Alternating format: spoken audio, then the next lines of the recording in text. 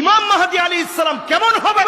আজকে দেখেন পাকিস্তানের একজন মোহাম্মদ কাসেম, দেখেন যুবকরা সবাই শুনছে মোহাম্মদ কাসেম, ওনার দাড়ি আছে না নাই, একেবারে ক্লিন শেভ না একটু একটু আছে। যেই লোকটা দাবি করেছে আমি নবীজিকে স্বপ্ন দেখেছি 300 বার, 300 বার নবীজিকে স্বপ্ন দেখেছে। নবীজি সাল্লাল্লাহু আলাইহি সাল্লামের কোন আকার আকৃতি শয়তান ধারণ করতে পারে? আমরা বড় হতভাগা, নবীজিরে স্বপ্ন যুগেও দেখতে পারিনি, বাস্তবিক নবীজিরে কোনোদিন দেখি নাই, স্বপ্ন যুগেও দেখি নাই। তো দেখেন উনি 300 বার স্বপ্ন দেখছে। উনি স্বপ্ন দেখতেছে 26 বছর ধরে, পৃথিবীতে কি ঘটবে না ঘটবে স্বপ্ন দেখতেছে। বিভিন্ন জায়গায় বিভিন্ন কনফারেন্সে তিনি মানুষকে সজাগ করছে, পৃথিবীর সময় শেষ, আর বেশি দিন বাকি নাই, এই সব কাজগুলো ভালো।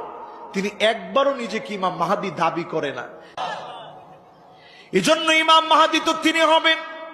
আল্লাহর নবী বলেন ওয়াহুয়া মিন নাসাবি ওয়াহুয়া মিন ইতরাতি, আমার বংশ থেকে আমার নসব থেকে ইমাম মাহদী বের হবে। ইসমুহু কা ইসমি, তার নাম হবে আমার নামে নাম।